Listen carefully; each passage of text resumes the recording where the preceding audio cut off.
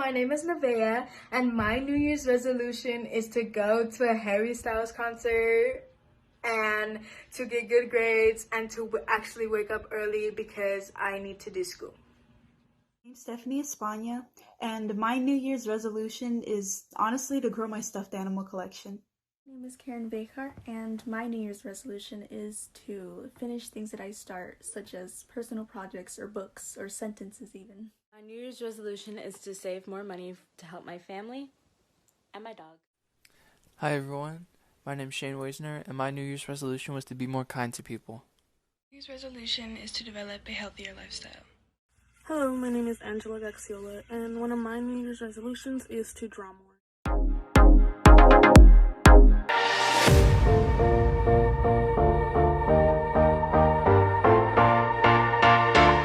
Let's make the Starbucks Classic Coffee Cake. Start by preheating your oven to 350 degrees.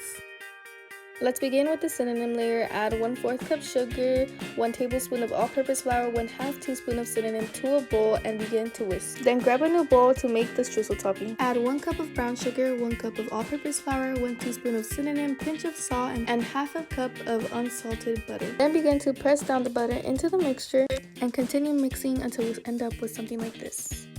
This is what we've created so far. Add 3 cups all-purpose flour, 2 1/4 cup of sugar, 3/4 teaspoon baking powder, 1/2 teaspoon baking soda, 1/2 teaspoon of salt, 1 cup unsalted butter, 1 cup sour cream, 1/4 cup whole milk, 4 large eggs, 1 tablespoon of vanilla extract. To a bowl, and you can either mix with your KitchenAid or a hand mixer, whatever way you prefer.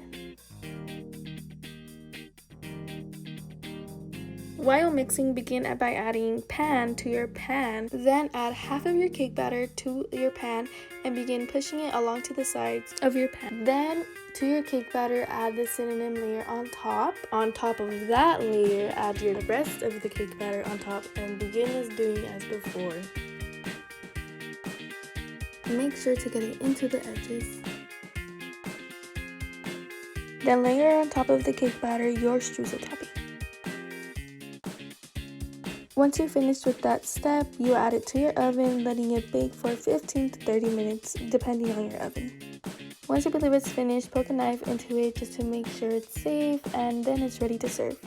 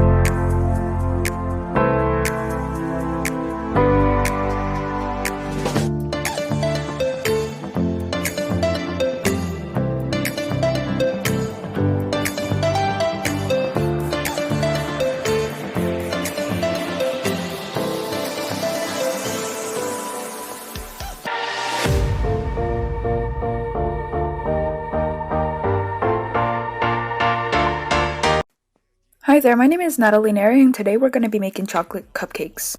What we're going to need is our super moist milk chocolate cake mix. We're going to need 1 cup and 1/4 cups of water, 1/3 cup vegetable oil, and 3 eggs. We're also going to need our muffin tray, cooking spray, mixer machine, and a bowl. Preheat the oven 375 Fahrenheit and set the timer for 19 minutes. Put the cake mix into the bowl and add in the ingredients. Once the ingredients are in the bowl, grab your hand mixer. Mix it very well for 2 minutes in medium speed. Nice. Look at that. Chef kiss. Make sure you spray the cooking spray onto the muffin pan and add the mixture. Make sure to also shake up the muffin tray to release any air bubbles. We're making cupcakes, so it's time to make the icing. You'll need 3 cups of sugar, 2 tablespoons of milk, 250 grams of butter. Use your hand mixer and mix the butter sticks for about 5 minutes. you have a creamy texture, scrape off the residue around the bowl. Add 1 cup of sugar every minute. You'll need to add 1 tablespoon of milk at a time. If you want to add food coloring, you can in this step. Yeah, very nice.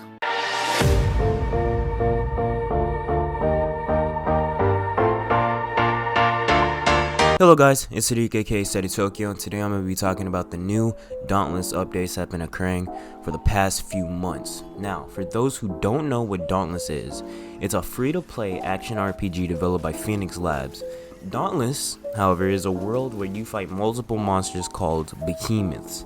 Basically, it's like fighting multiple bosses back to back. It's almost like playing Shadow of the Colossus or Monster Hunter, if you're familiar with those games. First, we're going to be talking about the world. Now, when the game first launched, you had to wait in queue to fight a single monster. You no longer have to do that. Now, you select a destination that you want to go, and every behemoth that lives in that destination will most likely show up. You have the freedom to choose which one to hunt. You can also use those materials from the behemoths to make new gear. The weapons, however, haven't really changed all that much. We still have the dual pistols, warpike, chain blades, axe, and strikers. Each weapon having its own versatile fighting type. The interface, however, is where most of the main changes have come. Now, the interface for your gear is brand new.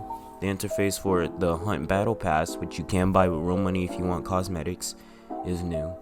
But the thing I want to mostly talk about is Slayer's Path. It's basically a big expansive skill tree which you use to upgrade many things like how many potions you can hold, new weapon abilities, even simple stuff like how much health you have, even some resistances to some of the behemoths that's just in the game. Now, sadly, that's all we have time for. Hope you guys enjoyed. I'll see you guys in the next one. Peace.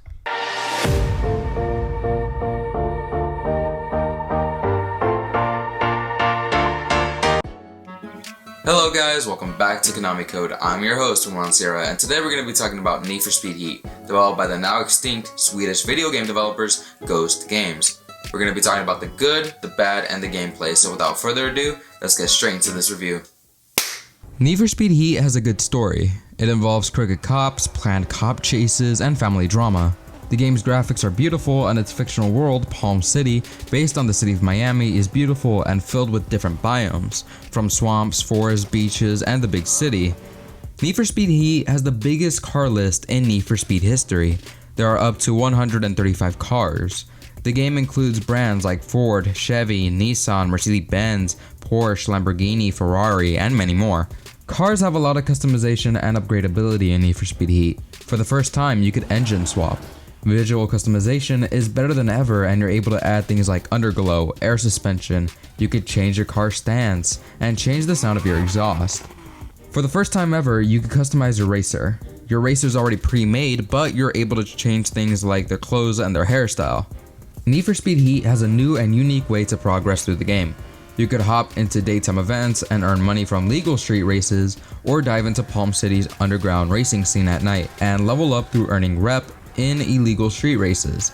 Racing at night can increase your heat level and attracts the attention of the cops. It's high risk, high reward. Either you go home with money and rep, or in the back of a police cruiser. The game also added a new crew system, where you and your friends can start a crew and level up to obtain rewards like money and rep bonuses and events, and the 2018 Ferrari FXXK Evo. As much as I like this game, I do have a few issues with it. For one, you can't customize every car. If cars have this symbol or a customization rating of 3 or lower, it cannot be customized. So cars like the Porsche Cayman and the Lamborghini Huracan Performante can't really be visually customized. The most you could do is remove or add a livery, change the paint color, and change the rims. Of course, you can upgrade those cars to be faster. The cops are insanely strong in this game.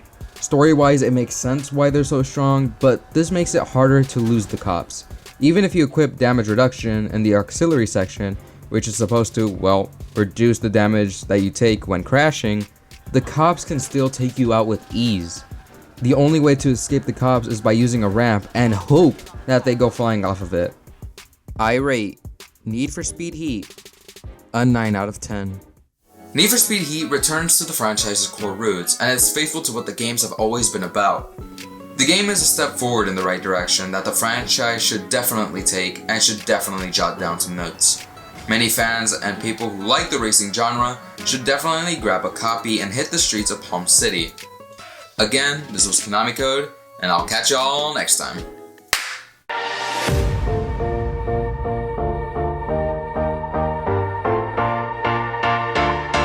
Hey Lobos, it's Dominic, and this is your lightning round on anticipated movies coming out in 2021. The first movie is Black Widow, and its initial release is May 7th, 2021. I used to have nothing.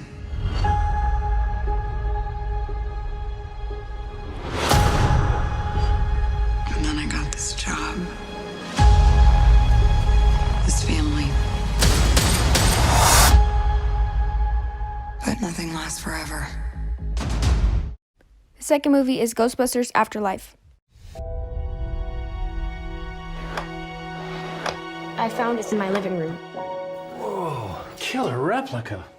A replica of what? A ghost trap?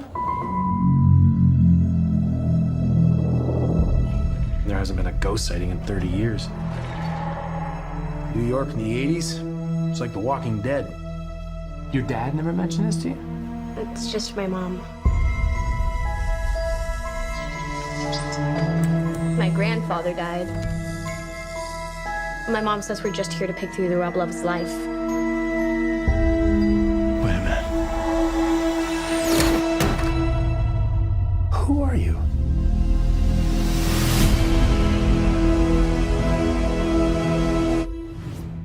Now the next two movies coming up currently don't have trailers, but they are still anticipated movies. The third movie is The Conjuring: The Devil Made Me Do It, and its initial release is June 4th, 2021. This movie is about Ed and Lorraine Warren in this third chapter of the original Conjuring franchise, focused on a real case they investigated in which a murder suspect invoked demonic possessions as a defense for his crimes. The last movie is the Untitled Spider-Man Far From Home sequel. Its initial release is December 17th, 2021. The plot is unknown, however, spoiler alert, I know that post-credit scene from Far From Home left Peter outed as Spider-Man by Mysterio and J. Jonah Jameson. Given that Mysterio is a master of illusion, it's entirely possible that he's still alive. So, I'm assuming that's where the movie is going to start off from. And that wraps me up. Stay safe, Lobos!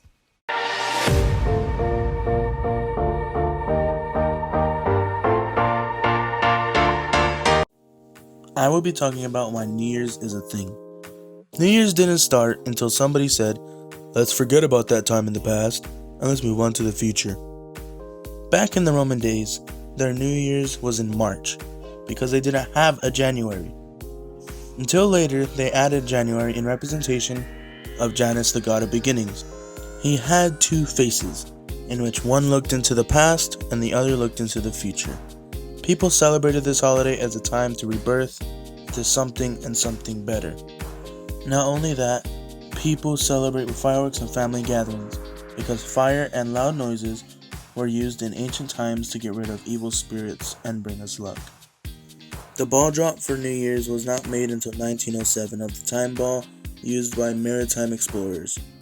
This would signify that the time had struck and would keep the sailors in check. This would be applied to New Year's as midnight. New Year's just passed, but there's always another one around the year. Talk to y'all later.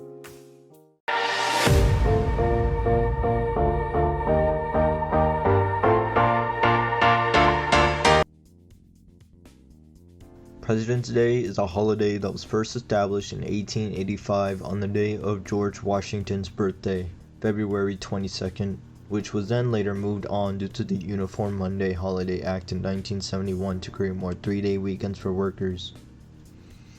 So now President's Day is now on February 15.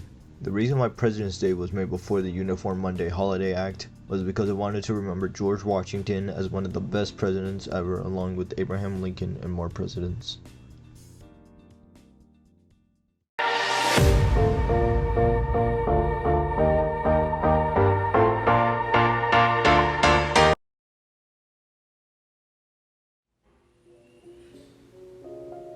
It's finally January, and that means new goals, so I'm going to be giving you 5 tips to achieve your goals. Starting with tip number 1, very easy, very simple. know what your goal is. It's very helpful in the long term, and just knowing what you're gonna do is just very important. And write it down, either that be a vision board, writing it on a sticky note. Tip number 2. So make your goal specific. A lot of people don't really make their goals specific enough, so they don't really know what they need to achieve. So when you make it specific, it's gonna help you so much in the long run. So tip number 3, just break down your goal. If you have a really big goal, just break it down into a smaller one so that it's just so much easier and so much more approachable. Even do it with a smaller goal. Tip number 4, enlist some help. And this doesn't mean have someone help you achieve this goal, just have someone motivate you so that you will want to continue achieving this goal. Tip number 5, reward yourself, okay? Once in a while you need to take the time to reward yourself, and when you do reward yourself, this will keep you motivated to keep going and you'll continue working towards that goal.